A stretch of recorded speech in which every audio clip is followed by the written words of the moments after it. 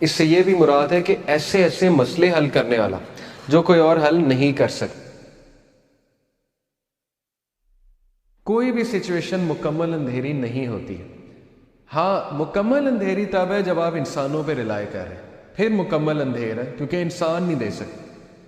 اللہ تعالیٰ نے قرآن مجید میں کہا کہ جو مانگنے والا ہے وہ بھی ضعیف ہے، اور جس سے مانگا جا رہا ہے وہ بھی ضعیف ہے۔ ضعف الطالب والمطلوب، آئی تھنک یہ آیت ہے۔ اس سے کیا آپ کو پتا ہے کتنا پاورفل لیسن اس سے ملتا ہے کہ اللہ نے مثال دی کہ جو مشرک ہے نا، جس سے وہ مانگ رہا ہے، جس شرک کر رہا ہے، وہ اتنی ویک چیز ہے کہ پہلی تو بات وہ اسے دے نہیں سکتا، اور جو مانگنے والا ہے وہ بھی ویک ہے۔ اس کا اپوزٹ کیا ہے؟ علماء کرام آپ کو پتہ ہے کہتے ہیں کہ اس کا اپوزٹ کیا ہے؟ اس کا اپوزٹ یہ ہے کہ تو مانگ کس سے رہا ہے؟ اللہ سے، who is the most powerful۔ تو مانگنے والا بھی کیسا ہونا چاہیے؟ اگر وہاں تھا کہ مانگنے والا ضعیف ہے اور جس سے مانگا جا رہا ہے وہ بھی ضعیف ہے، تو یہاں کیا ہونا چاہیے کہ مانگنے والا وہ بھی پاورفل ہونا چاہیے اور جس سے مانگا جا رہا ہے وہ تو ہے ہی۔ تو اس لیے اللہ سے ایسے ویسے نہیں مانگنا، اللہ تعالیٰ سے جب مانگنا ہے تو تگڑا بن کے مانگنا ہے، اتنا توکل، اتنا بلیف ہونا چاہیے۔ یہی تو مومن کی مثال ہے۔ مشرک کی مثال کیوں اللہ نے کہا ضعیف ہے مانگنے والا؟ کیونکہ اس کے ہارٹ میں ڈاؤٹس ہیں، اس کو مانگنا ہی نہیں آ رہا، اس کو پتہ ہی نہیں ہے میں نے مانگنا کیسے۔ لیکن بلیور کے ہارٹ پہ اللہ تعالیٰ نے ایسا جو ہے وہ ایک یقین طاری کیا ہوا ہے کہ وہ مانگنے والا بھی بہت اسٹرانگ ہے، اور جس سے مانگا جا رہا ہے وہ تو پھر اللہ ہے۔ تو یہ بات آپ ہمیشہ یاد رکھیں، ٹھیک ہے؟ کبھی بھی ڈاؤٹ نہیں کرنا اللہ کو، اور پھر تگڑا بن کے مانگنا ہے۔ اللہ سے جب مانگتے ہیں تو پھر 100% ہوپ کے ساتھ مانگتے ہیں۔ یہ دعا کے آداب میں شامل ہے۔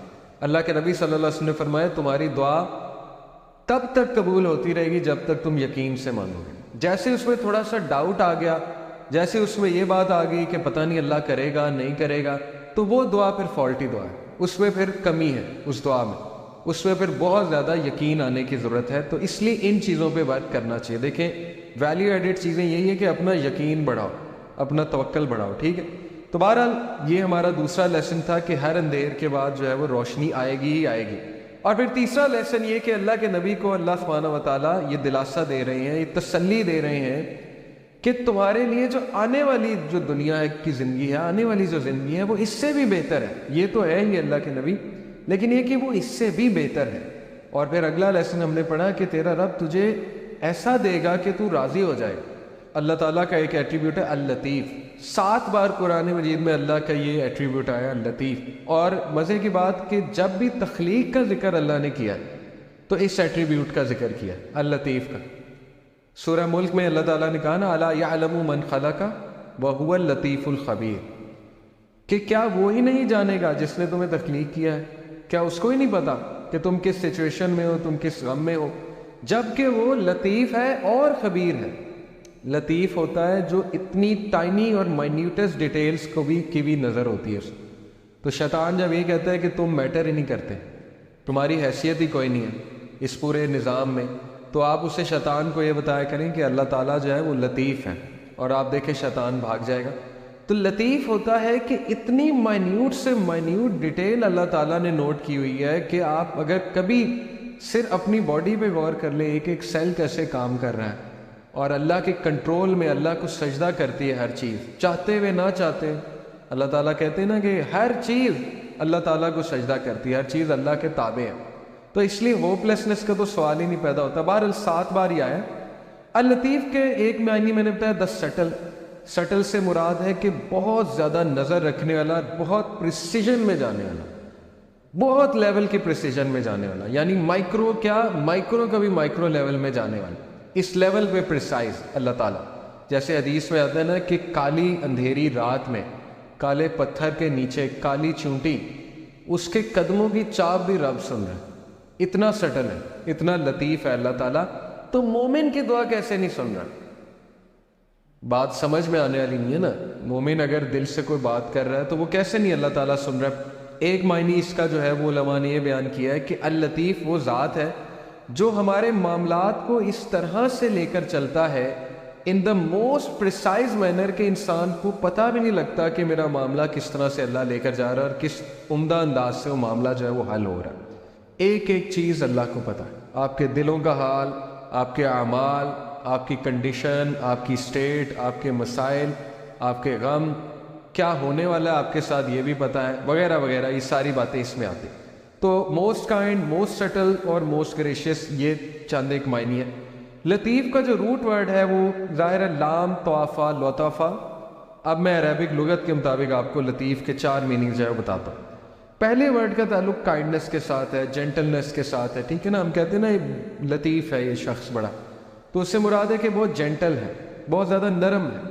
تو ایک اس کا یہ ہے، یعنی بہت مائنیوٹ ڈیٹیلز. تھن سے مراد ہے مائنیوٹ ڈیٹیل، ریفائنڈ سے مراد ہے مائنیوٹ ڈیٹیل.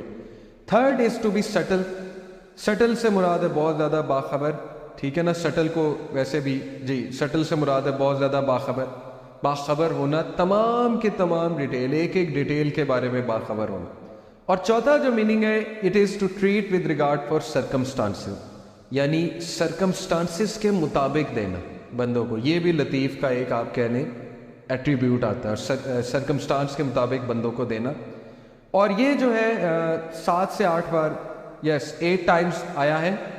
اور ان میں سے ایک بار اس طرح سے آیا قرآن میں وَلْيَتَلَطَّفْ، یہ آپ کو پتہ ہے وَلْيَتَلَطَّفْ بھی استعمال ہوا ہے. اور باقی یہ کہ لطیفن، بڑی خوبصورت بات ہے، اس پہ ذرا غور کریں.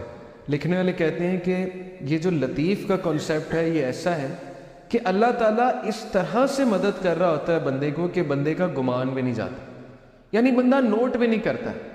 اور اس سے جب نوٹ ہوتا ہے تو ظاہر ہے کہ پھر وہ سجدے میں گر جاتا ہے کہ اللہ تعالیٰ نے کیسے میری مدد کی ہے. اور ایسے طریقے سے کہ they don't notice as well as something that's too tiny or too subtle to be seen or felt. یعنی اللہ کی مدد آ رہی ہوتی ہے لیکن انسان کو احساس نہیں ہو رہا تھا، لیکن اللہ تعالیٰ اس کو اکیلا نہیں چھوڑ رہا ہو. یہ ہے بیسیکلی لطیف کی امپلیکیشن. اس سے یہ بھی مراد ہے کہ ایسے ایسے مسئلے حل کرنے والا جو کوئی اور حل نہیں کر سکتا، اس کو بھی لطیف کہتے ہیں. یعنی کوئی بہت کسی کو بیماری نکل آئی ہے، 0% چانس ہے، ٹھیک ہے نا. آپ نے کئی واقعات سنے ہوں گے، اللہ تعالیٰ صحت دے دیتا ہے. تو وہ اللطیف، اللہ تعالیٰ اپنا ایٹریبیوٹ تو دکھا رہا ہے کریشن میں کہ میں ڈیڈ کو لائف دینے والا ہوں، ہوپلیس سچویشنز کو میں لائف دیتا ہوں. اللہ نے کتنی مثالیں دی کہ یہ جو سخت زمین ہے ڈیڈ پڑی ہوئی ہے، بارش ہوتی ہے اللہ تعالیٰ اس میں سے پودے اگا دیتا ہے. ڈیڈ چیز کو لائف دینا اللہ کے لیے کیا مشکل ہے. تو یہ دکھاتا بھی اللہ. یہ صرف یہ نہیں ہے کہ صرف اللہ نے بات کی ہے، یہ زندگی میں آپ دیکھیں گے کئی مثالیں، کئی لوگ آپ کو مل جائیں گے وہ کہیں گے ہوپلیس سچویشن تھی لیکن پتہ نہیں اللہ تعالیٰ نے کیا کیا، کیسے چلا رہا ہے اللہ تعالیٰ. اللطیف کا ایک امپلیکیشن یہ بھی ہے کہ کبھی اللطیف کو ڈاؤٹ نہ کرنا. جو کچھ وہ دے رہا ہے نا اس کے پیچھے اتنی پریسائز کیلکولیشن ہے کہ آپ اندازہ بھی نہیں لگا سکتے. اس کے پیچھے اتنا پرفیکٹ بیلنس ہے، اس کے پیچھے ایسی کیلکولیشن ہے کہ انسان تو سوچ بھی نہیں سکتا. اللطیف وہ ذات بھی ہے جو ہمیں ایک سچویشن سے نکال کے دوسری سچویشن میں لے آتا ہے اور ہمیں احساس تک نہیں ہوتا کہ اس نے ہماری کیسے مدد کر دی.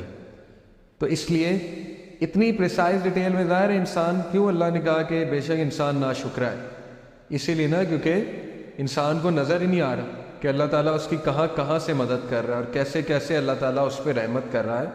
تو اس لیے یہ بات کنفرم جان لیں کہ شیطان جب بھی آپ کو احساس دلائے کہ یو ڈونٹ میٹر ٹو اللہ، تو یہ ایٹریبیوٹ اللہ کا آپ کے ذہن میں آنا چاہیے، ٹھیک ہے نا.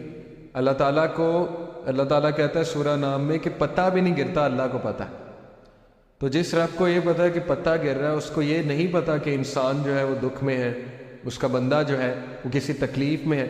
بس فرق یہ ہے کہ ہم نا لوگوں سے امید لگا لیتے ہیں تو زیادہ مایوس ہو، یہ بس ڈفرینس ہے.